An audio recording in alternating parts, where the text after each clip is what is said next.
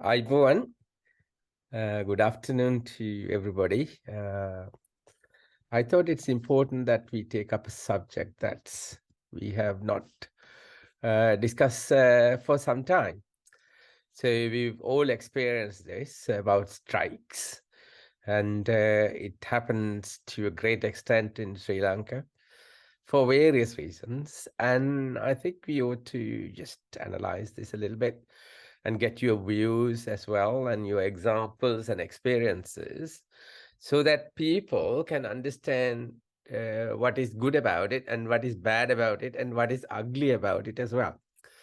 So before I talk, I thought, පොඩි දෙයක් කියන්න, because I use this emblem or kind of an emblem for some time. It's always there in our pages, and I have not really explained it in detail. So I thought I will just give a little bit of background to what these three things are and how it might help Sri Lanka. So just to explain that. So reducing wastage, we're talking about public money here, and to reduce waste in Sri Lanka particularly, there are so many ministerial portfolios that is so expensive, and why do you want to maintain that? And then just take that off, and then we'll reduce wasting public money. Scrap political perks. There are so many perks for every politician around the country: cars, trips, pensions, etc. So scrap those. They don't genuinely deserve any of these things because they're not required for the work they do. Some may do, but that's official support, which is available to anyone anyway. Then introduce quality assurance to all government projects. Now, this is seriously lacking in government projects. Feasibility studies are not transparent. People do things, and then you get losses and huge kind of white elephant projects in the country, and people are paying for that. So if we have proper quality assurance for all the government projects, then the government projects will become productive for the country. So the public money is not wasted. And then there are so many government institutions making losses. It's been going on for years and years and years.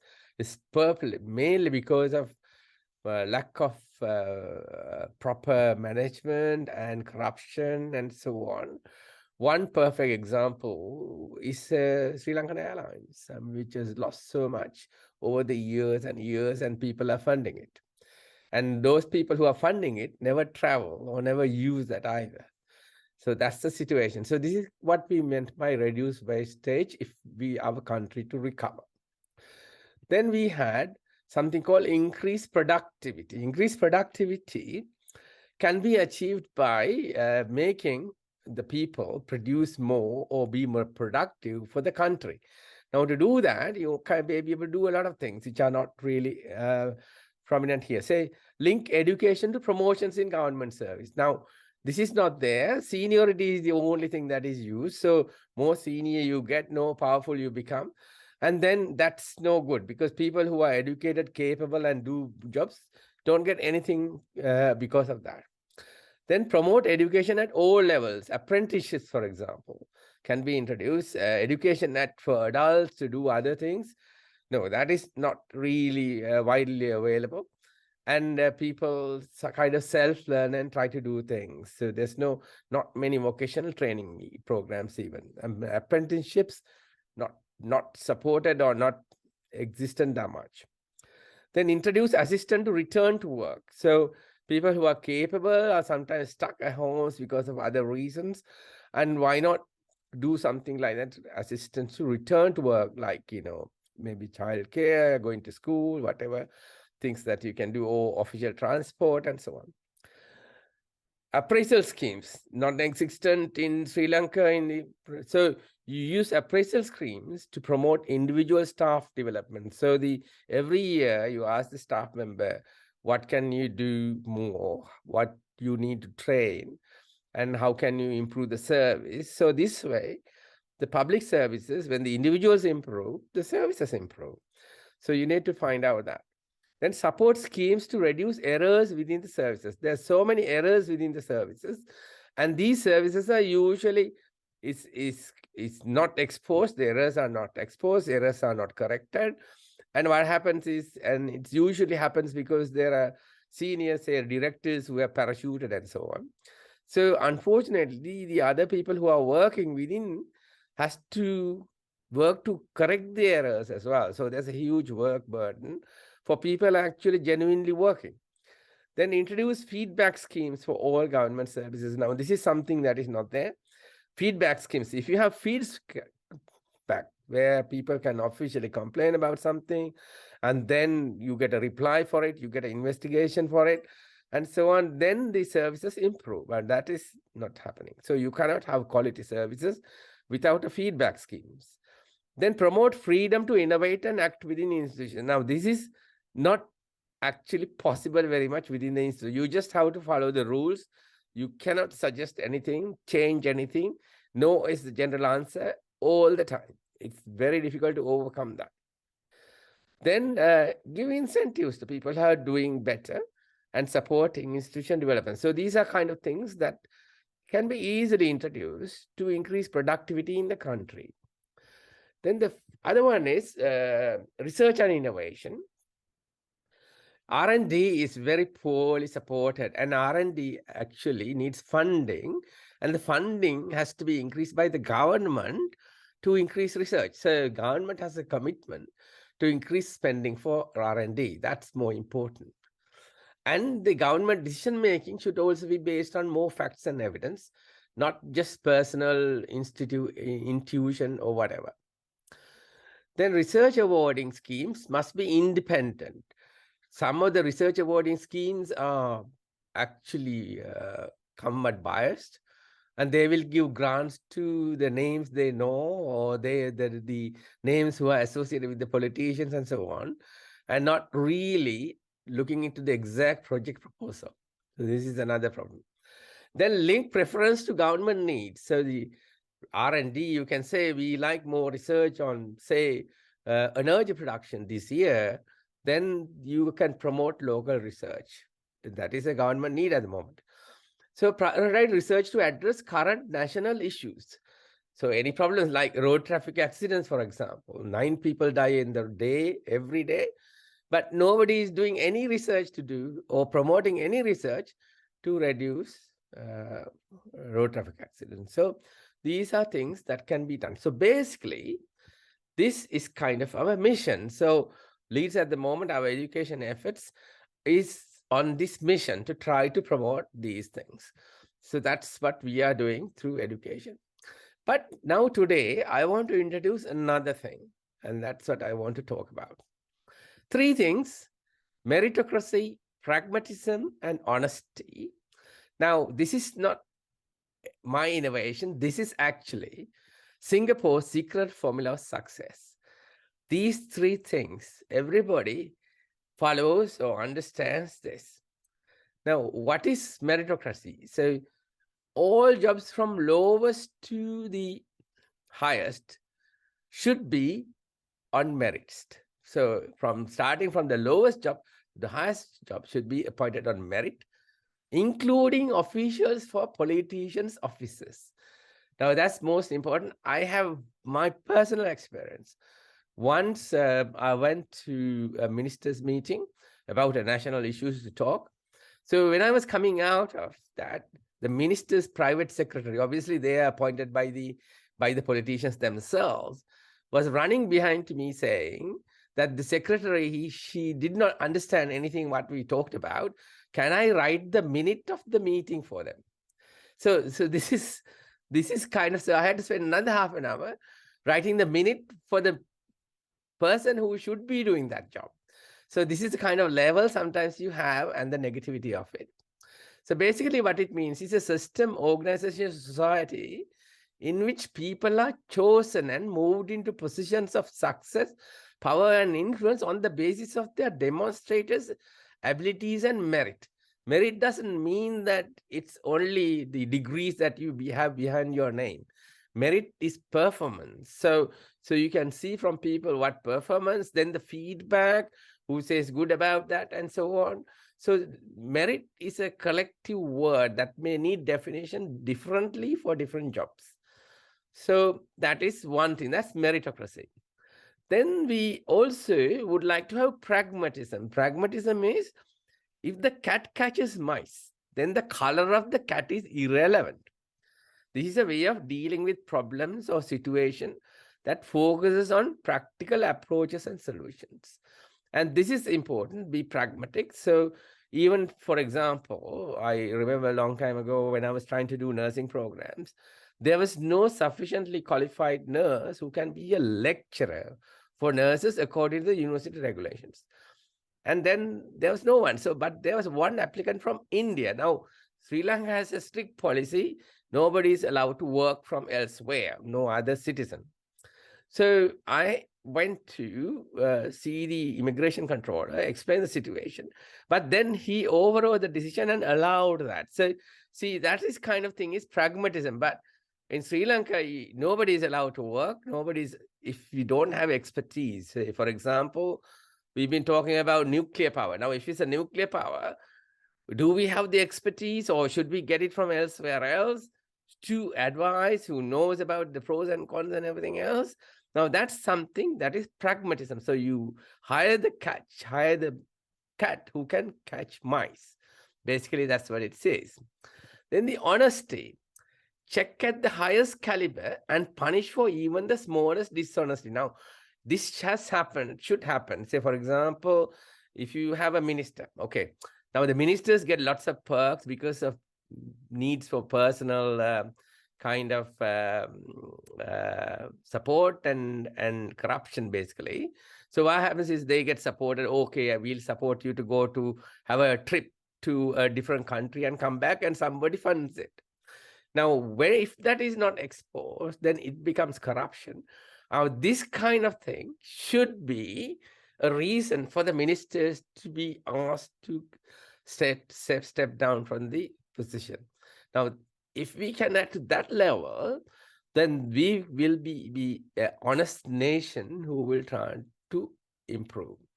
So recover. So this is, I think, we should consider as our values. Now, if we can promote this as values in our nation, we will all start to develop. So this is something that we can do, which I thought I'll explain today a little bit about these things. Now, let's go to our topic today, strikes.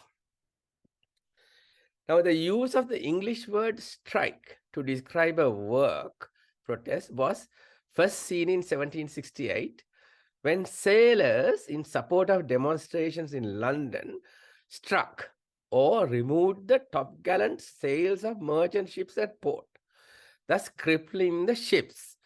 Now, two words here.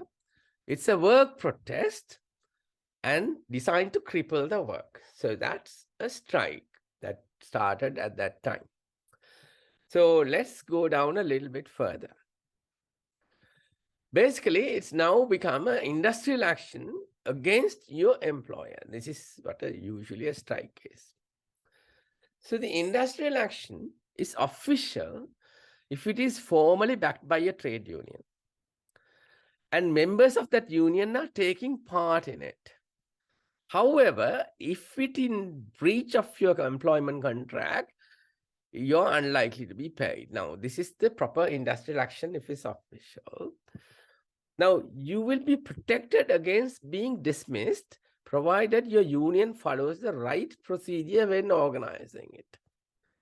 Now, let's look at the right procedure here. Right procedure for industrial action. This may slightly vary between countries, but let's see. A secret postal ballot has been held, and the majority of members voting have supported the action. Now, this does not happen that much in Sri Lanka. And the majority is not, say, majority, but we don't really know the exact numbers. So that's another one. Then you have to give detailed notice about the action has been given to the employer at least 7 days before. These number of days may change depending on the country, before it commences. Now, these two are important for industrial action. Now, here we can see this is not a secret battle that's taking place for a industrial action. So what are the pros and cons of strikes? Now, the pros. It increases pressure on government, which is very good. Yeah. Awareness, it raises the awareness about an issue, which is also good. Then the population realized that there is an actual problem that needs attention and resolution. Good. Then if the employers are corrupt, then it blows the corruption. So it can help to minimize corruption. It enhances the solidarity of the people because you are genuinely striking for a good reason. Then it enhances. It's part of democracy as well. And it produces checks and balances. Now, what is against is that it will give the demand. So, and sometimes the working conditions are an issue, and strikes help improve working conditions as well. Cons against strikes, it's harmful for the economy, definitely, because it reduces productivity. It creates splits in society. And then it questions unity. So when you take a strike, then your unity may not stay there, because particularly if 1/3 is against the strike in your own community, then there will become, it will question the unity within. Then risk of unemployment is there. That has happened in Sri Lanka in the past, where political decisions have been made to get rid of a lot of staff and have been unemployed ever since. And I had an uncle who lost a job because of political reasons, and for all his life, he could not get a job again. Then risk of riots, that's there. That is the commonest thing that we see in Sri Lanka. Then livelihood problems, obviously, no income, etc., and so on. Then commutation problems, can't travel, etc. So there are lots of negatives that are there for the community. And the strikes are needed. Why? It provides workers with a bargaining power and to drive fair and meaningful negotiations. Again, strikes are useful to drive fair and meaningful negotiations. Offsets the inherent inequalities of bargaining power in the employer. So employers, if they have inequalities in the way they handle, they say, okay, you have to do a shift if you are a new person from, say, 9 o'clock to 12 o'clock midnight, but pay the same rates like the daytime. So employee relationship inequalities can be reduced. The right to strike is essential in preserving and winning the rights. That's important as well. So the strikes are good. Why is it good? If you put it in simple terms, usually the employer's mission is do more for less. That's the employer's mission in general. What is the employee mission? Do less for maximum. So employee mission. So we have to have a balance. Now this balance, genuine strikes helps to maintain this balance. So yes, strikes are good. So those are good strikes. Okay, why do people strike? Getting a pay rise, something like that. Protecting the jobs against worsening working conditions. Putting an end to insecure contracts. Against outsourcing. Now that's a questionable issue. But anyway, so there's checks and balance between employer and employee. Then bad strikes are polluted. A genuine strike that has become is getting used for a different purpose. So you create social disorder. You create violence, and then you create clashes. Now, these things may have other intentions. So it's this kind of strikes are usually crooked. Usually there's no vote. Leaders decide what to do and then carry on. This is the commonest form of strikes that we have in Sri Lanka. There's usually a covert. There's a political mission or political link is usually there. Violence and damage is purposeful. කවුරු හරි තුවාල කරගන්න එකයි කවුරු හරි එකකට damage කරන එක is a purposeful agenda within and opposes the people who do not agree with violence and revenge. Now, usually 100% people will not agree for a strike. So what they will do is, they say, for example, there was a bus strike in Sri Lanka some time ago, but then some buses, they decided, no, they will follow on. And those buses were attacked, damaged, drivers assaulted, and so on, who were running the service. So that is the kind of thing that happens in Sri Lanka. But then there's no criminal charges or nothing happens in relation to that. That is why these strikes, polluted strikes can take away, because there's no criminal charging activity. So above is usual when it's a political mission. Now, when there's a political mission in the background, this kind of thing is quite common. Then some strikes are ugly, and I will tell from my own example about how these ugly strikes are.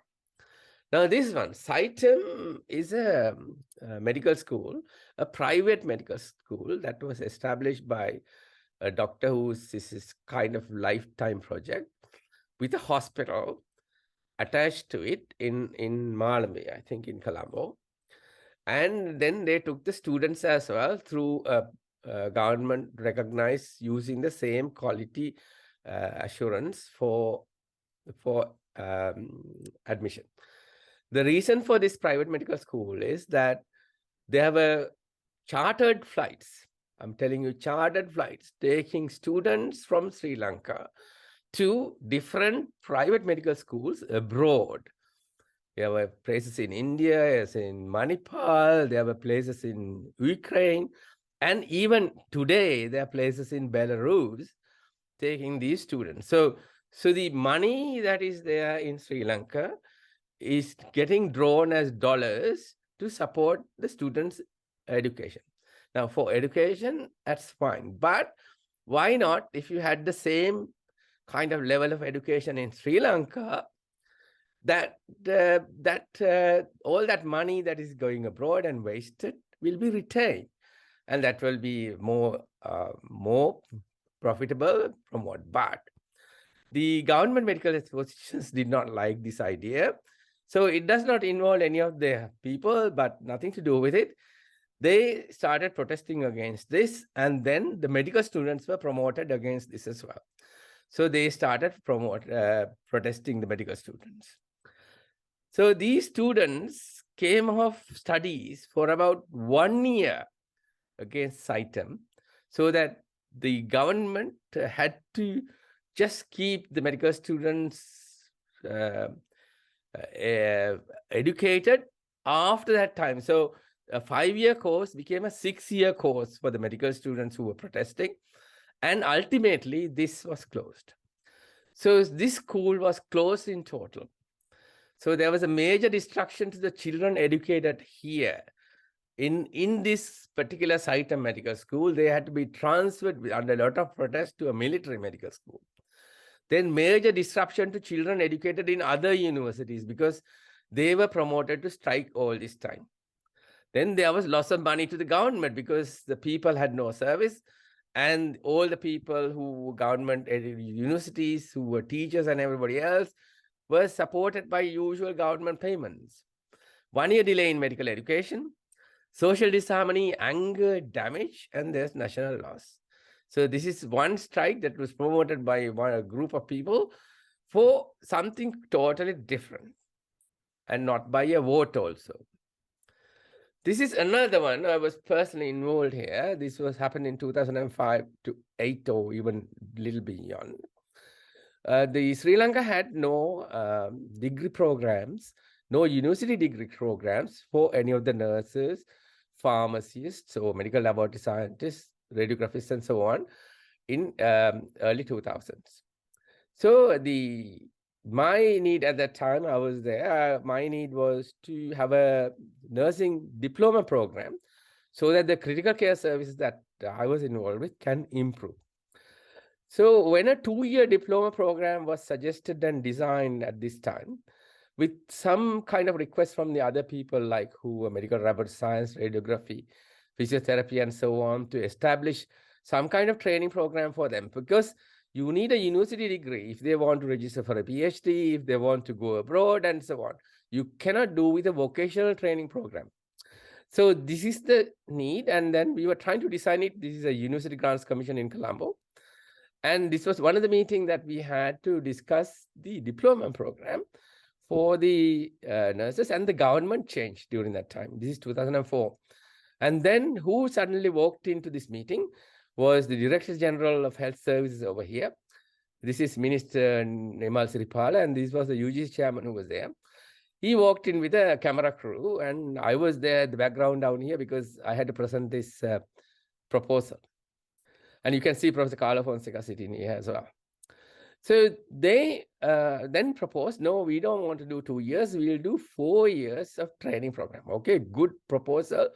Let's try to do that. But despite all the arrangements, all the agreements, staffing, seed money for various facilities, everything's being arranged. And the students were selected through legitimate program, normal merit situation program by A-level. And this was commenced in Peradeniya. And then what happened? The GMOA provoked a medical student against the new age students. Nursing, all these students who arrived had nowhere to go because there was a huge protest here, there, when they arrived in the university. And here is what's happening at the same time, the medical school where they were supposed to go. So these students had nowhere to go because there was no facility, they've been rejected. And we had to install police even to protect these new students on their very first day when they came to the university, because they could have got attacked very violently. So there was a huge situation erupting at that time. They protested all over, and it was individual sometimes and everything. People who were supporting were personally attacked. And here we are. One of the things that was coming against me personally from all those students in the university. So the GMO provided medical students loss of study for approximately 1 year for all these students. And the cost to the government was the same. It's the people had to pay for it. And these students had to be relocated in a small kind of unused hotel. And the chairs were like this. And we had to start teaching these students. And I'm very proud of these students. They hardened themselves given this thing. And most of these are now all over the world with exceptional achievements. So these students at the beginning had no hospital access for training, and students were harassed. They could not get any university accommodation because they could get harassed. And some promoted the whole program to be decommissioned and say, just send all these people home. And teaching was not allowed. Teachers who volunteered were threatened, and they were not allowed to come and teach. They had to use private hospitals because these students were not allowed to go to the normal government hospitals. And non-medical teachers had to do their modular training program because all the other faculties, non-medical faculties, actually helped. And some medical faculty teachers individually, despite the threats, helped. And that's how eventually this came to some kind of solution. And they had to travel 50 kilometers daily for their learning in a hospital that's 50 kilometers away. And they couldn't even share the library. And finally, when they qualified, they were not allowed a job in the Ministry of Health. So they had no job to go to even after qualified, following a university training program. That is how they started. But at that time, people helped, and I'm glad some people employed these students as groups in private hospitals, and they are now kind of chiefs in some of these hospitals, and they've done so well. So I'm proud of them, but this is what happened with the strike. So this is, sorry. And then now the GMOA now again against tax. Now the taxes were raised recently in Sri Lanka. Now take to streets against taxes. Now if you take the heaviest tax burdens in the country, France, Denmark are the highest. They pay 45% tax on average from your income back to the country. Now, When it comes to Sri Lanka, we are still paying only about 7% from your income back to the country. So you can see this is explained very well by a scholar. And if you please listen for just 5 minutes, you will understand that. So it was a very good analysis by a scholar. Stop that. ඉසිපත්තන විද්‍යාලයේ සහ ආනන්ද විද්‍යාලයේ අධ්‍යාපනය ලැබුවේ. මොරටු විශ්වවිද්‍යාලයේ 1982 ඉඳලා 87 වෙනකල් අධ්‍යාපනය ලැබුවා. 1988 ඉඳලා 1991 වෙනකල් කේම්බ්‍රිජ් විශ්වවිද්‍යාලයේ අධ්‍යාපනය ලැබලා මොරටු විශ්වවිද්‍යාලයේ අවුරුදු 36ක් සේවය කළා තියෙන ජ්‍යෙෂ්ඨ මහාචාර්යවරයෙක්. රටේ විශාල කැළඹීමක් තියෙනවා. නමුත් මේ කැළඹීම පටන් ගත්තේ 2022 අවුරුද්දේ. නමුත් අද අපි බැලුවොත් කැළඹීමට හේතුව තමයි ඒ උද්දමනය අධික වුණා 2022 අවුරුද්දේදී. රුපියල අප්‍රමාණයට වාජනය වුණා. ඒ සිදුවීම් එක්ක විශාල අසහනයක් පැන නැගුණා. ඉතින් ඒ අසහනයට තවත් හේතු ගණනාවක් තියෙනවා. ජනගහනයෙන් 130 මිලියන 6ක් විතර ජීවත් වෙන කෘෂිකර්මය. තවත් මිලියනයක විතර ප්‍රමාණයක් රියදුරන් හැටියට වැඩ කරනවා. ඊට අමතරව මිලියන 4.5ක් මාසික වේතනයෙන් ජීවත් වෙන පුද්ගලයන් ඉන්නවා. මාසික වේතනයෙන් ජීවත් වෙන පුද්ගලයන්ගෙන් මිලියන 2.2 පමණ මාසයකට රුපියල් 50000ට අඩුවෙන් ආදායම ලබනවා. මිලියන 4.5න් මිලියන 4ක්ම ගත්තොත් ඒගොල්ලන් ඔක්කොගම ආදායම ලක්ෂයට අඩුයි. ඒ කියන්නේ 50යි 50000ට අඩුව ලක්ෂ 20කුත් 50000යි ලක්ෂය අතර තවත් ලක්ෂ 20කුත්. ඒකට ඒකෙන් දැඩි පීඩනයකට යටත් වුණා 50000ට අඩුවෙන් ආදායම ලබන විශේෂයෙන්ම බස්නාහිර පළාතේ ජීවත් වෙන පුද්ගලයන්. මොකද ඒගොල්ලන්ට දැඩිව බලපෑවා ඉන්ධන හිඟය ආහාරවල මිල ඉහළ යෑම තදින් දැන. අනිත් දිස්ත්‍රික්ක වල ඒක දැනිච්ච ප්‍රමාණය තදින්ම දැනුන්නේ නැහැ. කොළඹ තරම් තදින් ඒක ඒගොල්ලන්ට බලපෑවේ නැහැ. ඊට අමතරව රටේ ඉන්නවා වෘත්තිකයන්. ඒ කියන්නේ රුපියල් ලක්ෂයට වැඩිය පඩි ගන්න අය ඉන්නවා. ඒකෙත් කොටස් දෙකක් ඉන්නවා. එකක් තමයි තමන්ගේ පඩියම රුපියල් ලක්ෂයට වැඩි. තවත් කට්ටියක් ඉන්නවා පඩිය ලක්ෂයට අඩුයි ගන්න අතිකාල වැඩ කිරීම නිසා ඒගොල්ලන්ගේ පඩිය රුපියල් ලක්ෂයට වඩා වැඩි වෙනවා. මේ හැමෝම ආදායම් බදු ගෙවන්නේ. 2015 වගේ කාලෙක ඉඳලා මේ හැමෝම ආදායම් බදු ගෙවන එකට යටත් වුණා. ඒ කාලේ තිබුණ ආදායම් බද්ද තමයි ලක්ෂ ඉඳලා 1,40,000 විතර වෙනකල් 104කුත් 1,40,000 ඉඳලා 1,80,000 වෙනකල් 108කුත් 1,80,000 ඉඳලා 2,20,000 වෙනකල් 112කුත් බදු ගෙවුවා. 2020 ජනවාරි මාසයේදී බදු ප්‍රතිපත්තිය ලිහිල් කරපු නිසා ඒගොල්ලෝ බද්දෙන් අයින් වුණා. 2018-19 දී රුපියල් ලක්ෂ 2ක් ගත්ත කෙනෙක් මාසෙට 5000ක් විතර බද්දක් ගෙවුවා. ඒතර 2020 ඉඳලා 2022 අග වෙනකල් ඒගොල්ලෝ බදු ගෙවුවේ නැහැ. 23 ජනවාරි මාසයේ ඉඳලා රුපියල් ලක්ෂ 2ක ආදායමක් ලබන කෙනෙක් දැන් රුපියල් 10,500ක බද්දක් ගෙවනවා. ඒ නිසා අපි 2019 2023යි තසදුවොත් 2019 දී ලක්ෂ 5000ක් මාසෙට බදු ගෙවපු කෙනෙක් අද රුපියල් 10,500ක් බදු ගෙවනවා. එතකොට අපි බලන්න ඕනේ මේ කොටසට කොයිතරම් ප්‍රමාණයක් අය අයිති වෙනවද? රජයේ රැකියා කරන වෘත්තිකයන් ගත්තොත් ඉංජිනේරුවෝ ඉන්නවා, සිනින්දෝරුවෝ ඉන්නවා, වෛද්‍යවරු ඉන්නවා. වෛද්‍යවරුන් ගත්තොත් රජයේ වැඩ කරන බොහෝ දෙනෙක්ගේ ආදායම සම්පූර්ණ අතිකාල සමග ආදායම සාමාන්‍යයෙන් 1,20,000 1,80,000 අතර වගේ තමයි සාමාන්‍යයෙන් තියෙන්නේ. නමුත් ඊට වැඩි ගණන් ඉන්න පුළුවන්. එහෙම ගත්තොත් වෛද්‍යවරු බොහෝ දෙනෙක් අද තදින්ම කියා සිටිනවා ඒගොල්ලෝ වැඩ වර්ජනයට යනවායි කියලා. ඉතින් ඇත්තටම අද 1,80,000ක් ගන්න කෙනා එදා 1,60,000ක් ගන්න නැති. එදා රුපියල් 4,000ක් විතර බදු ගෙවන්නේ නැති. එයා 8,000ක් බදු ගෙවනවා. ඉතින් එතකොට අපිට අහන්න තියෙන ප්‍රශ්නේ තමයි මේ රුපියල් 4,000 නිසාමද මේ තරම් දැඩිව මේ බදු ප්‍රතිපත්තියට විරුද්ධව සටන් කරන්නේ. අපි උඟ දෙනෙක් 136ක් ගැන කතා කරනවා. එතකොට අද තියෙන බදු ප්‍රතිපත්තිය එදා තිබ්බේ 4යි 8යි 12යි 16යි 20යි 24යි.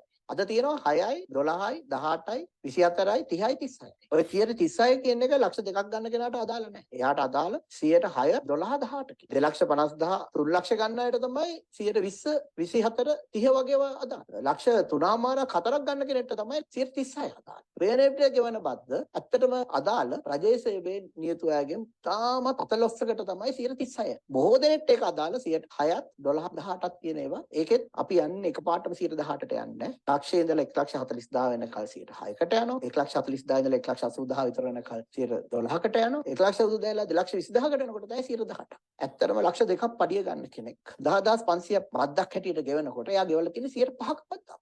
ඉස්සර ගෙවුවා 103ක විතර බද්දක්. 2019. අද 105ක විතර බද්දක්. ඉතින් අපි අහන්න ඕනේ ප්‍රශ්නේ තමයි මේ 103 ඉඳලා 105.5 දක්වා බද්ද වැඩි වුණාම වැඩ වර්ජනයක් කළා විරෝධය දක්වන්න තරම් හේතුවක්ද කියන එක තමයි තියෙන්නේ. මොකද අපි දන්නවා මේ බොහෝ දෙනෙක් අපේ රටේ සම්පත් ඉතාමත් ඉහළින්ම භුක්ති විඳපු අය. අපි බැලුවොත් නිදහස් අධ්‍යාපනය. නිදහස් අධ්‍යාපනය අපි දන්නවා සාමාන්‍ය පෙළ උසස් පෙළින් පස්සේ බොහෝ දෙනෙක්ට නිදහස් අධ්‍යාපනය නැති වෙනවා. නමුත් අපි ඉන්න වෘත්තිකයන් බැලුවොත් දැන් මම ගත්තොත් මම විශ්වවිද්‍යාල අධ්‍යාපනය ඉවර වෙනකම් උසස් අධ්‍යාපනය ලැබුණේ නිදහස් අධ්‍යාපනය හැටියට. විතරක් නෙවෙයි මට මහපොළ ශිෂ්‍යත්වයකුත් හම්බුණා. ඉතින් ඒ වගේ කරපු කෙනෙක් අර බදු ප්‍රතිපත්තිය ලිහිල් කළා 2020 ඉඳලා 2022 අග වෙනකල් තිබුණු තත්ත්වය අවුරුදු තුන අපි අමතක කරන්න ඕනේ. මොකද ඒ අවුරුදු තුනේදී අපිට මේ ලොකු ප්‍රශ්න වලට මුහුණ පාන්න ඕනේ අපි බදු ප්‍රතිපත්තිය ලිහිල් කරපු නිසානේ. මොකද බදු ප්‍රතිපත්තිය ලිහිල් කරපු නිසා ඒ අවුරුද්දේදී බිලියන 500ක ආදායමක් රජයට අහිමි වුණා. ඒ ආදායම අඩුවීම නිසා ලෝකෙම දැක්කා මේ රටේ ආර්ථිකය කඩා වැටෙන්න යනවා කියලා. එතකොට ලෝකේ තියෙන රේටින් ඒජන්සි කියලා. And I have got one more slide to show you. So strikers in Sri Lanka paid. Now this is the difference. Now all the strikers in Sri Lanka get their salary. So when you strike, it is like a luxurious annual leave because you get paid for it. I mean, you strike for a year, you still get your salary. Then most public, and these strikes are usually carried out by public service workers. And who funds this? So basically the government pays them. So basically the strikes are government funded. So the property damage, reduced productivity, no service costs, all that is kind of absorbed. And where will it go? All borne by the people and working class. So they have to work for it. And any dead people in the process, that becomes a focus plus point for political agenda. Then there are perks for the leaders who deliver this kind of strikes, and that's absolutely secret. Not many people know about that. So I will stop there and I welcome your views in relation to this because it will be useful for people to kind of think about what is happening. I think I will start Yes, because Kamala, I yeah. had the experience of both ends of the world. Yeah. Because before becoming the Vice Chancellor of University of Peradeniya, I was the President of the University Federation of University Teachers Association. And I was there for 2 years. And after that, when I became the Vice Chancellor, I was on the other side and strikers on this side. Anyway, I mean, when I look at the 2 years I spent as SUTA President, what I realized was that we were asking the deans and heads to resign while all the others are just there. So I said, no, we all resign if that is the case. And that's one thing which I sort of insisted. And then the second thing is that we had to do our homework. Why are we asking for a better salary? So that we have to work out everything from scratch. So that when we go for discussions, we can present those things. And then there were other problems like, every time we ask for a raise, non-academic and administrative staff also wanted the same raise. So I had to negotiate with them. So I negotiated with them and I said, if your qualifications give you 1 million rupees, and if you can sort of convince the UGC or the ministry that you deserve 1 million rupees, we are not going to protest. But when we ask for something, please don't ask for that because we are not linked. Both the non-academic and administrative unions, I had this thing, but somehow or other they later on got their, whatever the academics got salary increases, they got it. Partly, I see that as a weakness in the UGC and the political setup. Now, what we did was that why we deserve that salary and how much of effort and time we have consumed and whether they can operate the universities without us. Can they recruit university lecturers over the counter? No. So as a result, we managed to get a better salary, but that was not much compared to what they are getting now. That's the part of the FUTA. But we also made sure that every university was visited. All the members were apprised of what we are planning to do. And also they were allowed to, of course, we didn't take a vote, but then there were representatives from all the universities and there was no objection. And that's how we manage. And also we kept the membership informed by publishing a newsletter so that all the members got those newsletters. I still remember when I took over, we were minus 150,000 rupees in our funds. Yeah. When we, sorry, 15,000. When we left, it's over 150,000. We managed to collect the membership fees and all that kind of thing. In addition, we also decided that the function of a union is not only, asking for salary hikes, but looking after our members. So I started negotiating with the National Health Insurance Corporation for a health insurance coverage. I actually got one. When I first went to the insurance corporation, I was channeled to somebody called Kandaya or something, I can't remember. He said, you don't know insurance. I said, you don't know insurance. For the simple reason that, I mean, in other countries where I think professionals are there, they were given a coverage for a reasonable amount, but then they were airlifted when something happens to them. In our country, I mean, a university teacher is a valuable asset and he should be treated as that. So I said, okay, let us have a contributory scheme. Just pay 150 rupees a month, which is nothing compared to what the salaries we were getting. So it's something like, 1,500 or 1,600 rupees a year. And then we had so many benefits, which I got with negotiating with the National Insurance Corporation chairman or the whoever the responsible person. When we try to implement that, only the whole resistance came. Why should we pay 150 rupees? I mean, that's the way everybody thinks.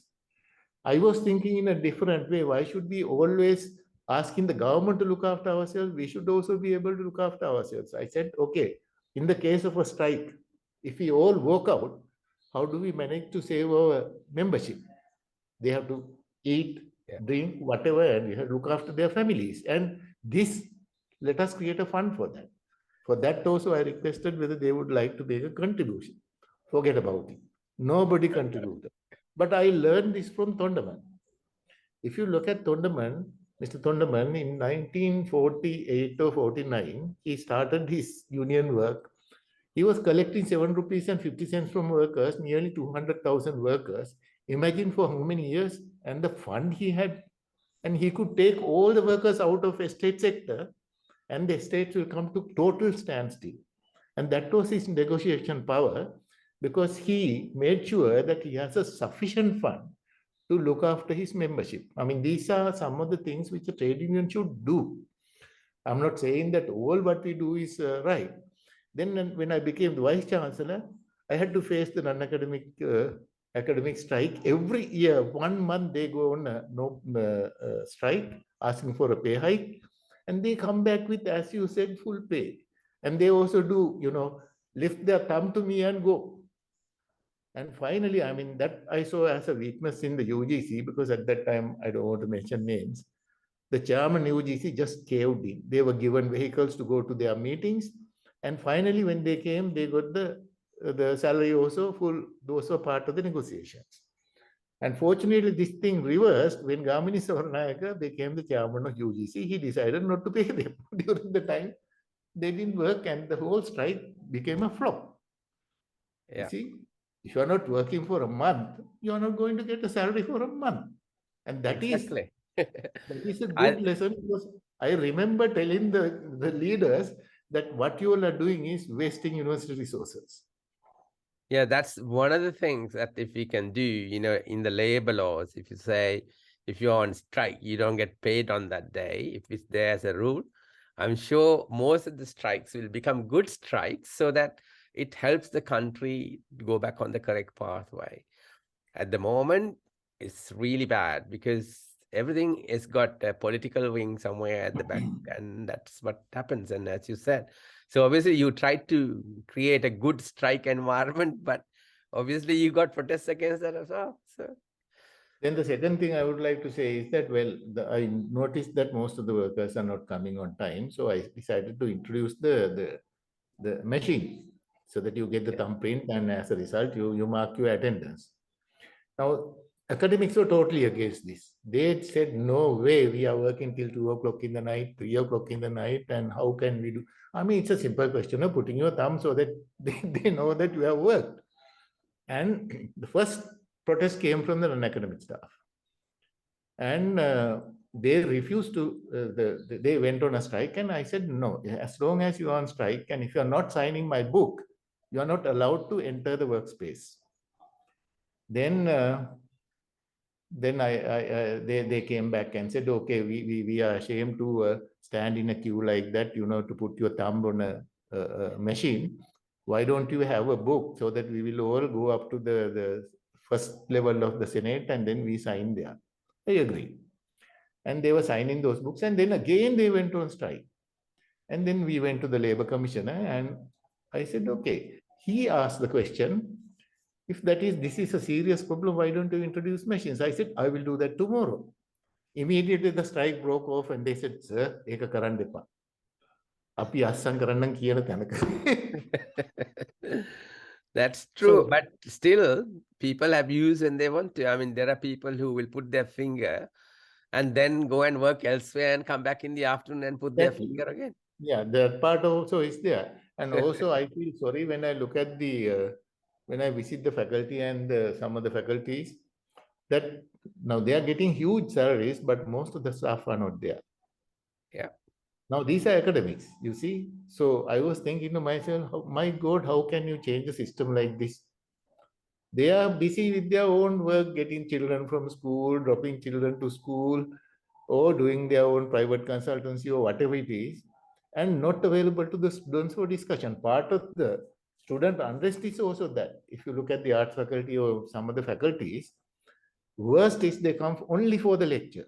Some fellows never come for lectures, but they come only on the salary day. You see, this is how it works in the university. I mean, I don't know about the other places. Yep.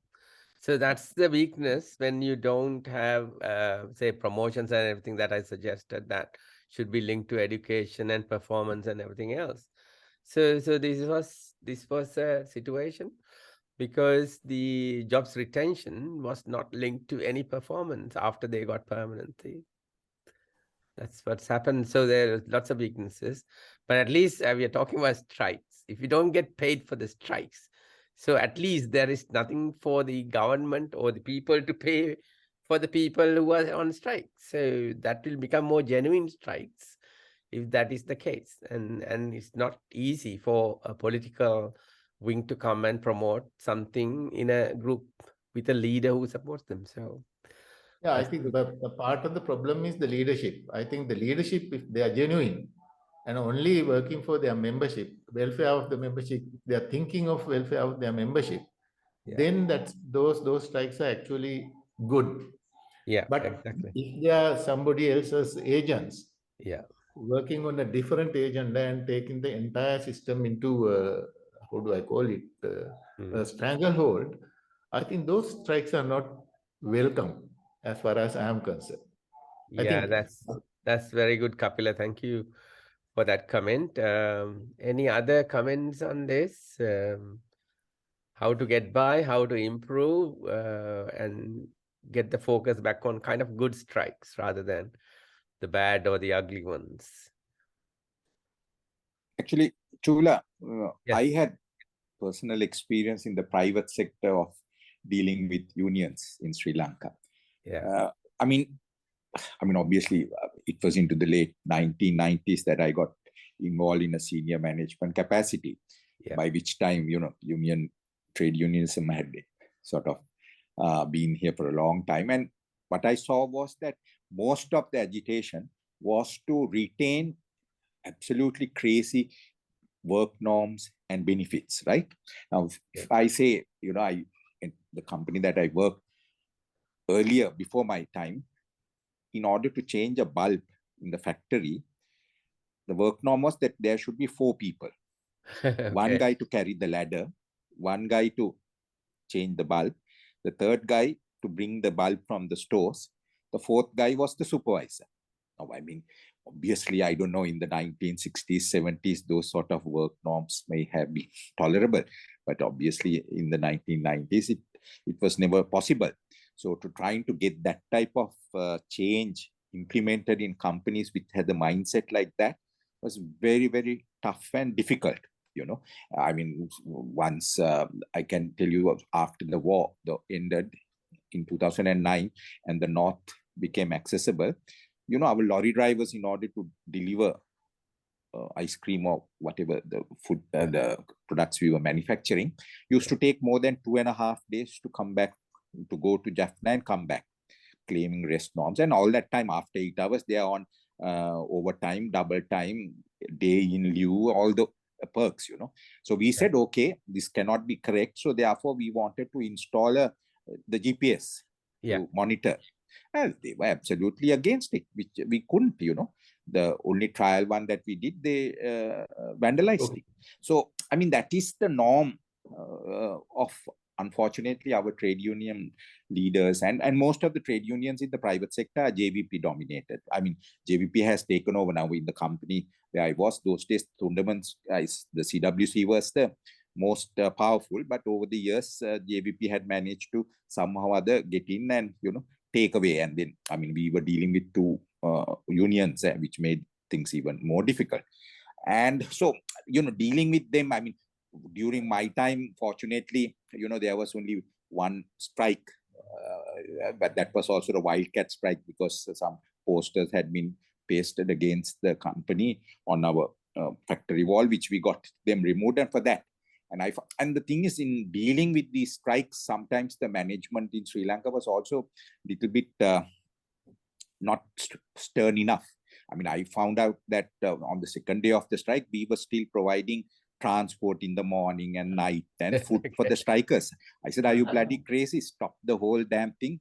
No, if they can't work, they get nothing. So, I mean, obviously, they immediately came back to work. But getting back to the public sector strikes in Sri Lanka, from what I have seen in the last 25 years, those are basically, again, in the SOEs, the state-owned enterprises, where the unions are extremely powerful in terms of the economy, whether it is at the port or whether it is at the CEB or whether it's at GMO or anybody. So they are always trying to. I mean, the Sri Lanka Port Authority employs 10,000 people when the private terminal guys employed 3,000 people amongst two terminals to handle 66% of the volumes in Sri Lanka. So in order for that few thousands to retain their perks and high salaries, and on the basis of the greed, the entire country can be made to, is held to ransom. So that's why I think I shared with you an article I wrote last year saying that in the public sector, we must ban trade union action, industrial action for 5 years, because, we can't get the sort of reforms done, which is based on productivity, without, in the current atmosphere. But obviously, Sri Lanka must also ensure that there is a proper wage structure, which is based on minimum wage and all that, so that the employees get a fair remuneration. But generally, I think, I mean, if you go to any of our SOEs, the work norms are so unproductive. I don't know what else they need to fight about those norms to retain those norms, because those are ludicrous. If anyone else comes from overseas and looks at it, I think that is one of the reasons why actually we fail to attract good FDIs, because there are quite a few foreign companies who have closed down. I mean, successful companies who closed down and went away because of industrial action, unreasonable action, and things like, I mean, although in our collective agreement we had things like, that first of all, there must be notice given, there should be arbitration process and things like that. Generally most of the fellows don't stick to that. If they think that they can get away by, going on strike or threatening to go on strike, and the management is weak enough to give in, they'll do that. So that's actually Sanjeev, what I saw, what I have seen. Yeah. Exactly. So I think you bring a very good point. So I mean, there are no rules, at least, to make the strikes good ones and genuine ones. That's what you need to get the balance between the employer and employee. And the jobs change. So this is also something that will come in the appraisals, because the job plans change in appraisals if it's annual. Because say, for example, you got a porter 25 years ago. So the porter is there, and one of the jobs is to, say, cycle in some material or something. But then, say, 20 years later, that job is no longer there because the material is delivered itself direct to the place. So, but the job definition and the job contract doesn't change. So the man ends up doing nothing and then staying there because the job contracts doesn't change. Now, abroad, it's not like that. Your appraisal, your job plan changes, and then you will know what you have been useful and whether you can do anything new and something to get rid of. So it all depends on the individual's preference as well as the institution's needs. So it gets balanced, and the institution goes up as a consequence. So if you are involving all that, then the employees also say that they see a window where they can go upwards, and then that stops this kind of politically driven action. And even the Thondermans thing that Kapila mentioned, the original Thonderman was good. As far as I know from my experience, the other Thondermans always fought for them, but never gave the facilities back to them when they were received. That's the kind of, so they maintain the trouble for their own survival. So this is the kind of thing that is there. Yes, Kapila, you raised the hand again. Kapila. Yeah, there's a comment on what Sanjeeva said about the changing of bulb. It reminded me of the Russian bridge, which collapsed because there were too many people trying to look after the bridge. Anyway, I just wanted to add something else also. I mean, how I tackle the student unions. Student unions are the worst possible trouble you have in the university. You know what I did was I had the open door policy and I always listened to them. Rather than putting my viewpoint first, I listened to them. And what I realized was that they would like you to listen. And then with non-academic unions, what I did was I realized that they were always asking the meeting in the morning. And I realized that this is one way of avoiding work. So I said, look, I'm too busy in the mornings. You can only come after 4:30. So they came after 4:30 and I listen. They keep telling me things. And then one fellow gets up and says, I have to pick up the child. Can I go? I said, yes, please. Like that, one by one, they all go. And ultimately, about 2 people are left and nothing is given. And they say, now it's too late to discuss anymore. I will come next day or some other day. I said, fine, let's do that. So that's one way of handling the unions. You know, you don't comment too much. Then you get trapped. Then I also want to share with you my experience with the estate, which I worked after 2014 for 2 years. That was Mocha Estate in Muskelia Plantations. And I noticed the way the superintendent handled the workers. You know, he first took care of their health problems, established a cooperative, and we did some of the things that actually made it useless for the unions to come and protest. So as a result, he marginalized the unions. And he was one of the most popular superintendents. When he was transferred from that to another state, people were really sad because he was such a good person looking after the people. And this is where I think what I circulated before, somebody was presenting that it matters, people matter, and listening matters. Looking after their welfare matters because then they feel that they belong to the organization. I think the Japanese way of doing it is that they never retire. They are there, the company keeps looking after them. And also this feedback loop, where from the bottom it goes to the top and from top it goes to the bottom. In our case, what happens is from top it goes to the bottom, nothing comes from bottom. Another example I can tell you is that when I first went there and I was going around the tea factory, and this manager was showing me problems. So I had the mechanic with me and mechanic knew exactly the answer, but he was scared to tell. So I said, okay, why don't you, no, I don't want to listen to that fellow. So I said, okay, this is what you have to do. Then he listened.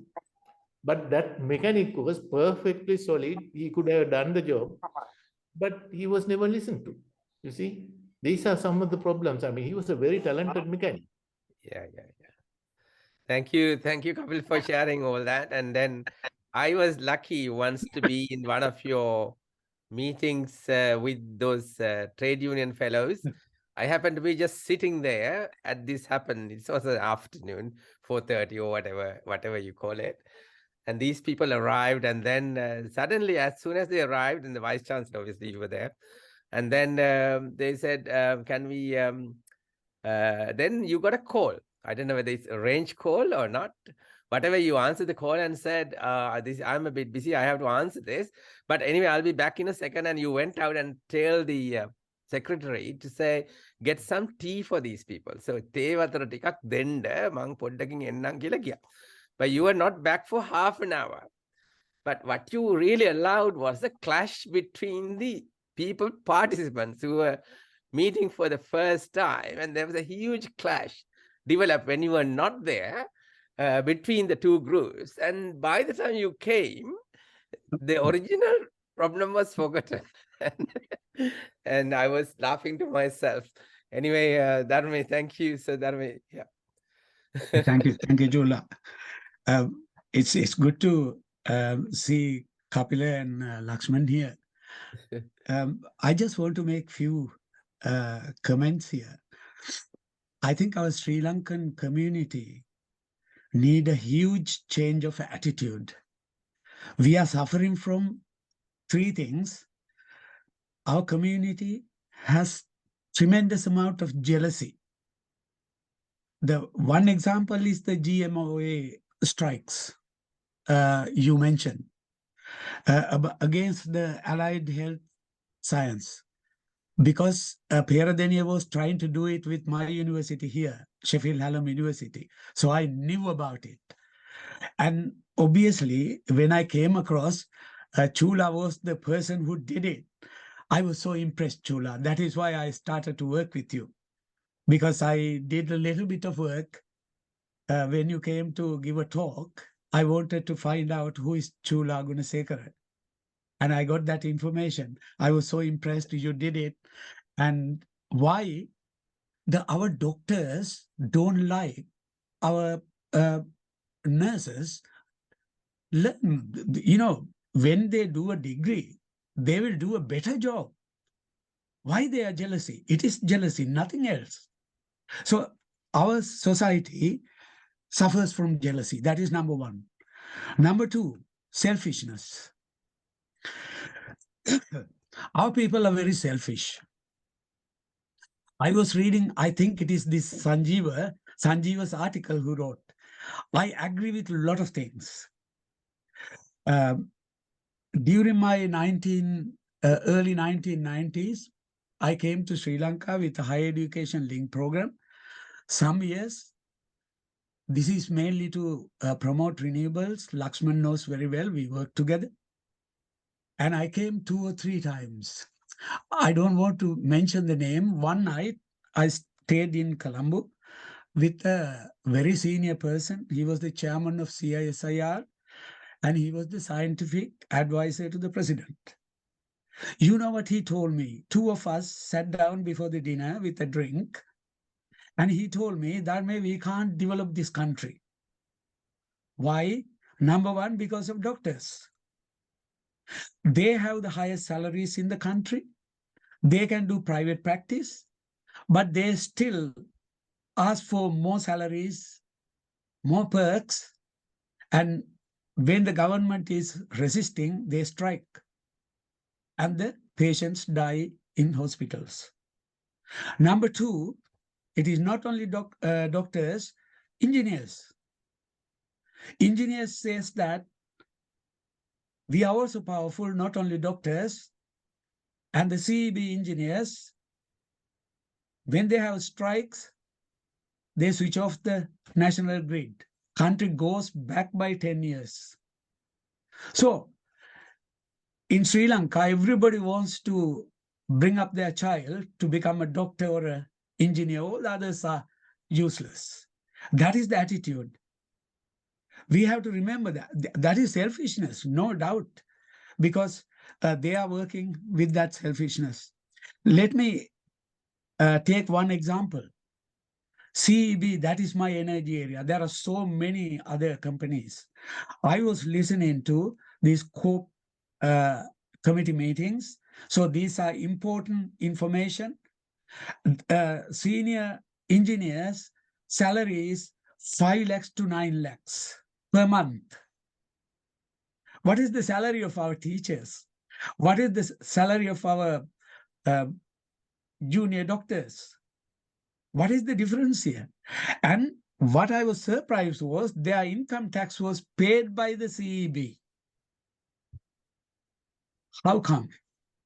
And the other thing is these CEB engineers and whatever the society they have, within the CEB, they have agreed to increase the salary by 25% after every 3 years. My God, can you believe this? I have been working in UK for 40 years now. We are lucky if we can get 1% increase, salary increase.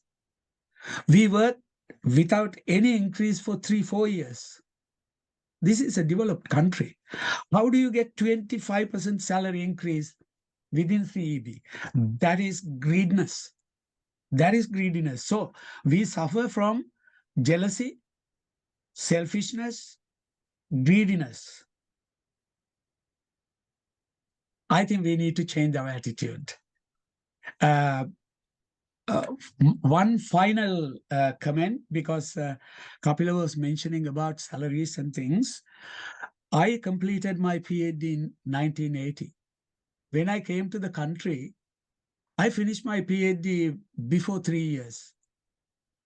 There was a absurd rule, 5-year rule or something. I had to work 1.5 years with my assistant lecturer salary. It went to the council twice.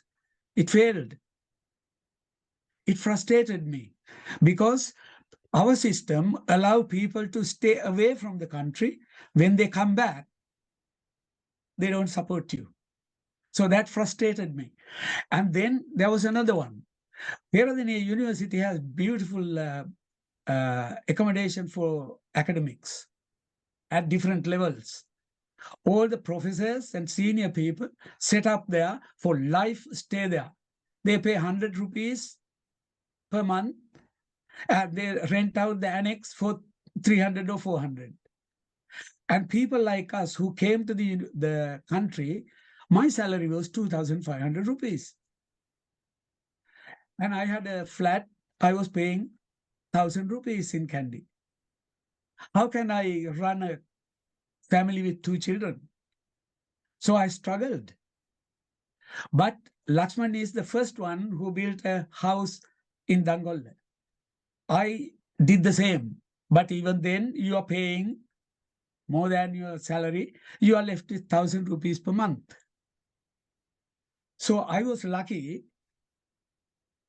My external examiner, I think I'm saying some personal things here. It is important.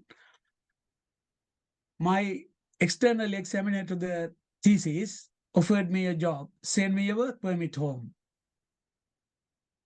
So after working 4 years, I decided to come out of the country. Lakshman and Oliver are the 2 sureties signed for my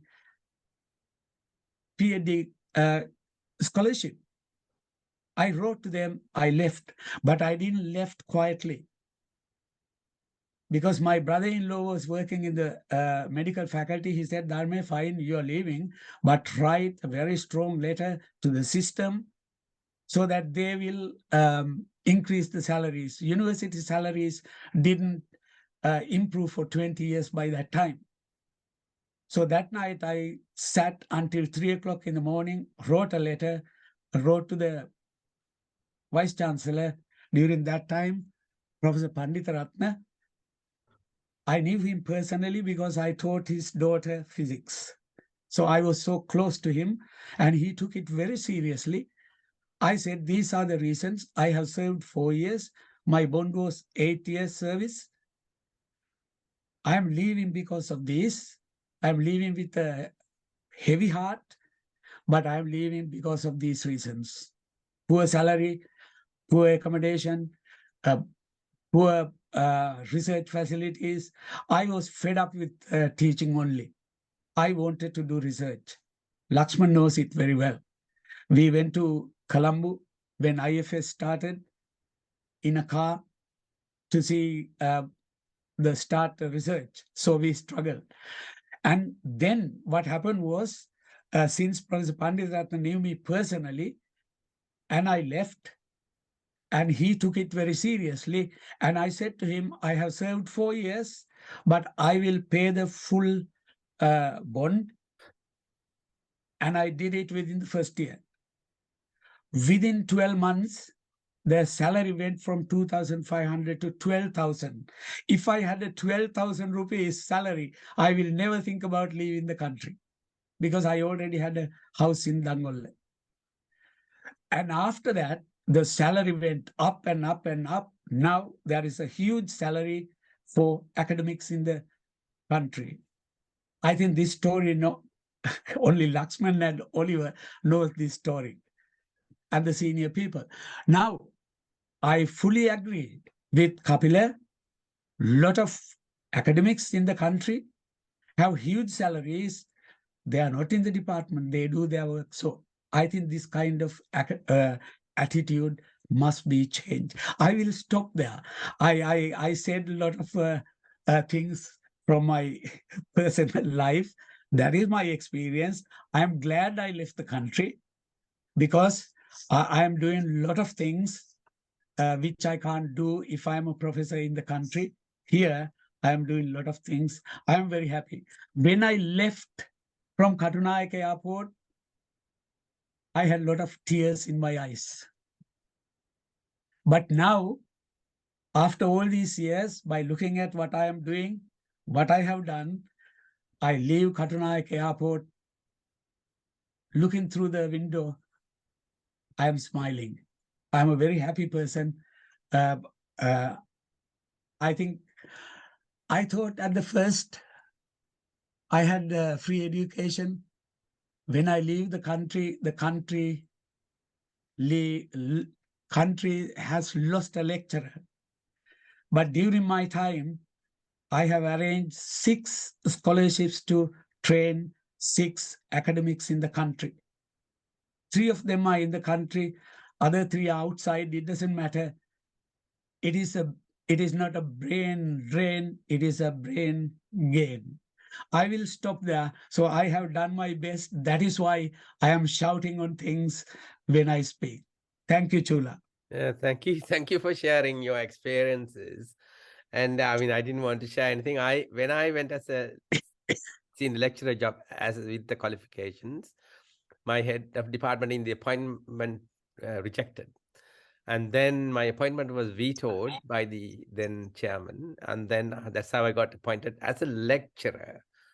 Then when I was a lecturer, then I had opportunity to do a PhD, which I started. And that also they didn't like. And I got a letter halfway through the PhD saying, you have to report for work because the staff is short. Now, then what happened? I couldn't because I'm halfway through the PhD. And then what happened was I was terminated. I had no job. So when you get a termination like that, you cannot join any government service again in Sri Lanka.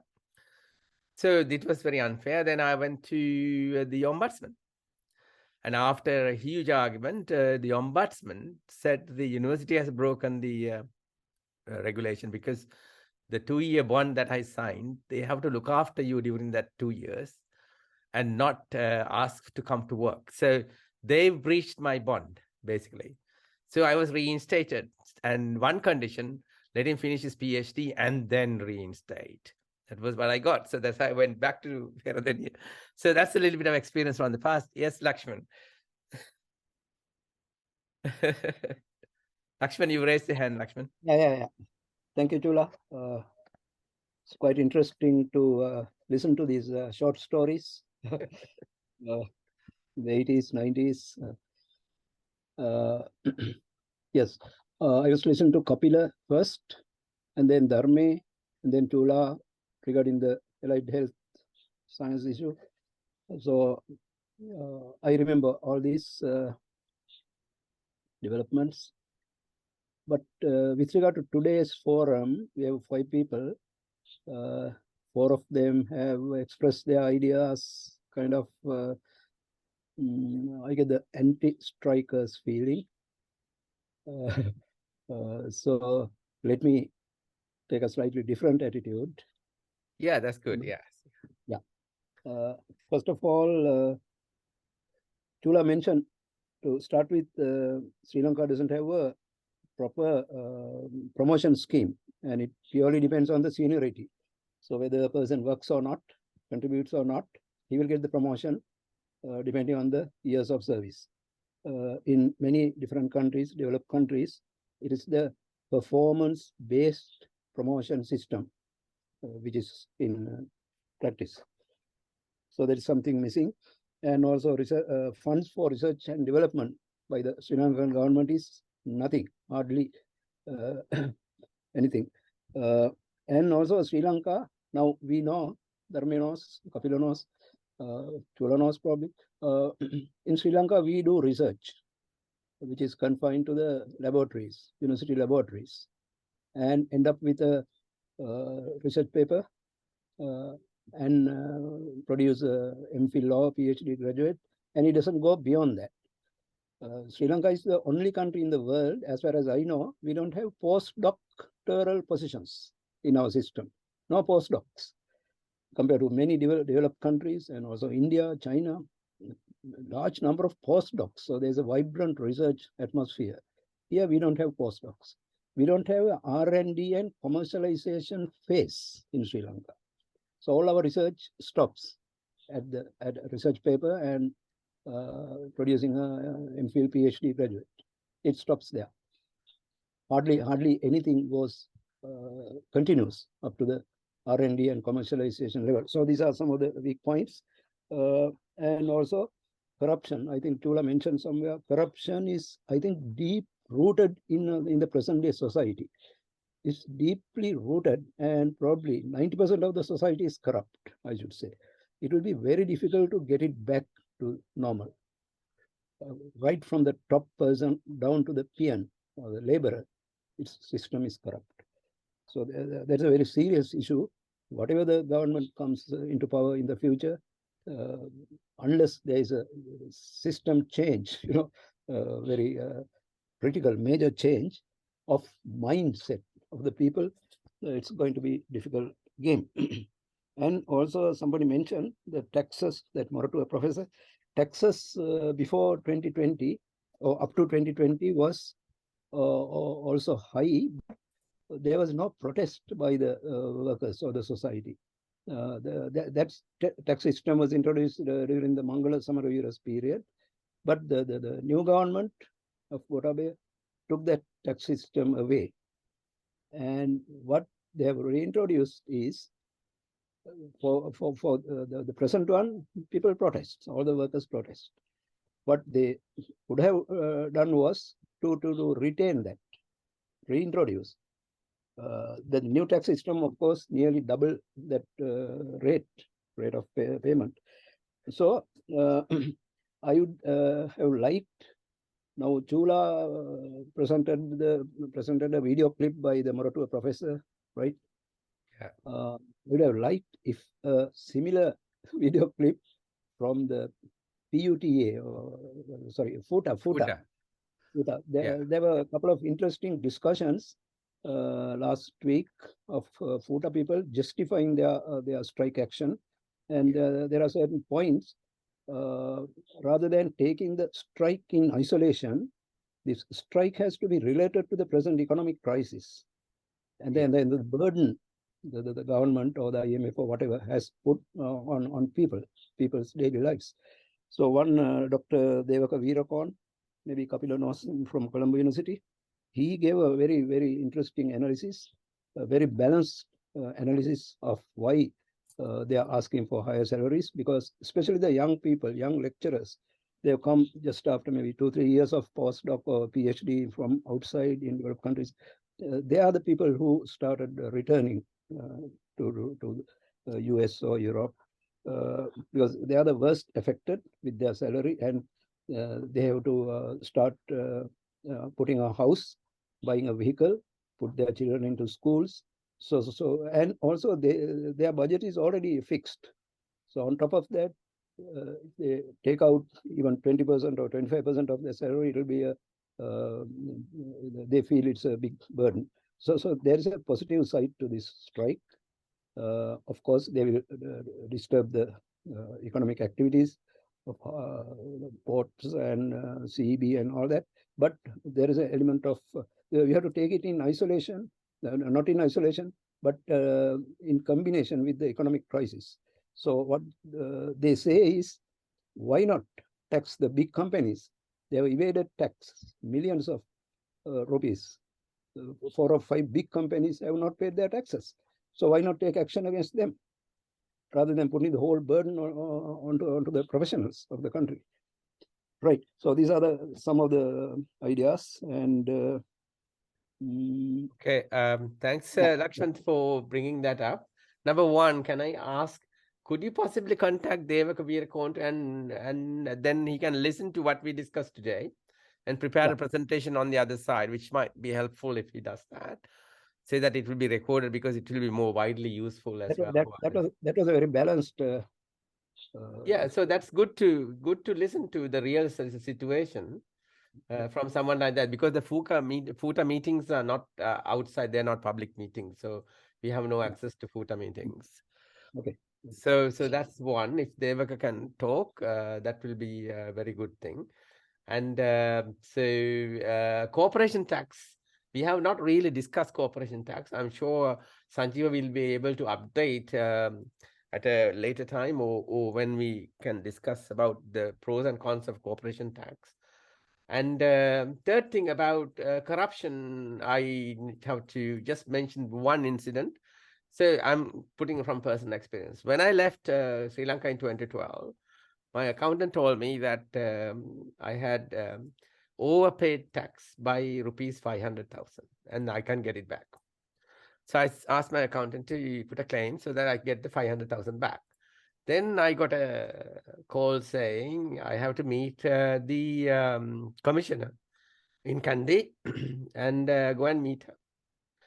So I made an effort to go and speak to this commissioner. And then the commissioner didn't say very much. Commissioner said, Doctor, very good, you have a refund, but we recalculated it and you got rupees 800,000 for refund. Okay. So I said, okay, very good. I came back. Then when I came back, I hear from my accountant say, Doctor, you're getting 800,000 back, but the commissioner is asking for the 3,000. So I'll tell you the rest of the other things later. Kapila. Kapila, you raised your hand. No, is it he or me? I have raised my hand. Kapila was earlier on. Kapila. Okay, right. After Kapila, yeah. Anything, Kapila? Yes, Sanjeeva, then you can go. Yeah, Kapila, this is not Yeah. hearing. Yeah. Yes, Couple Sanjeeva. of points with regards to what Professor Lakshman was talking about. One thing not relating to the academics, but to relating to the medical professions, our doctors. Even way back in 2015, when the highest rate of tax was raised to 24%, actually the GMO on behalf of the members were critical. They were requesting that they be reduced, they be exempted from the 24% and brought down to 16% or something. You know, they went to, they initially went to the Supreme Court and they lost the case there. Thereafter, they were trying to persuade the government to treat them as small and medium enterprises, because small and medium enterprises were in the bracket of 14%, which of course, obviously, you know, did not get through. But, you know, I made this point just to illustrate that sometimes the people who earn the most and who's expected to be the most educated, also in Sri Lanka, has been most reluctant to pay their share of taxes. The second point that with regards to the teachers, the FUTA person who may have made a compelling case for about this tax issue, I think what we need to realize is that, say, if a teacher or anyone receives a salary of about 200,000 rupees in today's context, that is actually 4 times the average salary of this country. The average wage in Sri Lanka is 54,000 rupees. So if a teacher or lecturer or anyone, accountant or professor, receives 200,000, he's expected to pay 10,000 rupees as taxes. And if he's not happy about it, then where does this country go as a whole? We need to take it in that context today. Yes, for lots of people, the thing is, most of the people who are today out on the streets are also because they are indebted. They also are like the country. They have borrowed way beyond their capability to live a life beyond their means. I mean, I say that with responsibility, not just as a this thing, but lots of people are in debt. So that's why they say that, you know, once you pay the tax, the amount left over to pay is very much minimal. But actually, to pay 10,000 rupees as tax on an income of 200,000, I don't think people should be really reluctant to do that. That's, I mean, that's the point I wanted to put it Yeah, across. Sanjeeva, that's correct. I mean, some are really, because of the debt, as you say, is really stuck. And then I'll tell you about the junior doctors because I know what has happened at that time. Those days, they gave tax-free cars. Yeah, tax-free cars. Even then, that's quite expensive. You have to still pay a certain amount of tax, and also import. So lots of junior doctors went and got loans. Okay, so the loan was consuming quite a lot of the salary. And most of the junior doctors ended up having a car, but supporting the family and eating and accommodation and travel from the overtime. So if they didn't do overtime, they could not survive. And that's exactly what happened to them at that time. So I don't know the situation now. That was the problem then. Okay, Dharmi. Yeah. Kapila, you're there. Yeah. Kapila, yes. Kapila? I think you are muted, Kapila. Just let me unmute. This is in relation to what Dharma said about jealousy among doctors. Yeah. It is in fact related to your AHS program. I still remember the Candy consultants. I don't know, all the consultants wanted a meeting with me regarding this issue of AHS. Yeah. So I gave them a meeting. So they came and so I asked him, what's your problem? They said the biggest problem is that if a nurse gets a 4-year degree, she can become a hospital administrator and you have to call them, address them as whatever, madam, or whatever it is. So that was their biggest problem. So I in return said, look, you all came here and you addressed me as sir. And I am just an agriculture graduate. And I have nothing to do with medicine. And you are not respecting the Kapila Gunasekara, you are respecting the position of vice chancellor and nothing else. So what's your problem? But they insisted, they said nothing doing, we can't work under nurses or technicians. That was their argument. Yeah. So unfortunately, the medicine model has changed for the better because the medicine is a teamwork. I mean, because it's so much knowledge, and we can't really have one down, top-down management like was happening and happening now also to some extent in Sri Lanka. In the UK, for example, now most of the complex things have what is called multidisciplinary meetings. This is attended by not just doctors, but nurses and others, managers, and decide what the best treatment going to be for a patient. So it's a teamwork that has improved the standards of medicine, and it's good that these people are there now in Sri Lanka with degrees. So hopefully we will go for a higher medical standards with their contributions. Yeah, thank you. Yes. I think we had a very good meeting today. I am very happy. And Lakshman, if possible, Devaka Veerakorn to talk, that would be even great at some point. I will try. Yeah. Yeah. Anything else? Lula, could I make a very quick comment? Yeah. Go for it. We have time. I think if we want to, we are in real trouble at the moment. We want to come back. I mean, it's a beautiful country. When you travel around the world, you see the value of Sri Lanka. It is sad to see we are in this situation.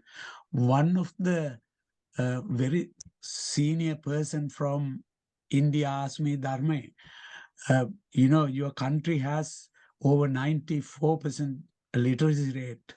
Why this country has come to this bankruptcy situation? I think, as Lakshman mentioned, it is mainly because of corruption. Corruption is everywhere. Number one, we have to get rid of corruption. I think that is something we need to concentrate in the future. And the other one is we have to change the attitude. Get rid of corruption, change attitude. As I mentioned, our society suffers from jealousy, selfishness, and greediness. So those are the two things we need to. In fact, I was staying with one sociology professor in Kandy. That night, I was always asking, you are the professor of sociology, our country has a lot of corruption. How do you get rid of corruption? That was my question again and again. What he told me was few things. Just take the whole society and just say that, as Lakshman said, 90% corrupt, 10% good people. Those are the two fractions. So what we need to do is that reduce that 90% gradually. To do that, we have to establish something like, I think we have an institution.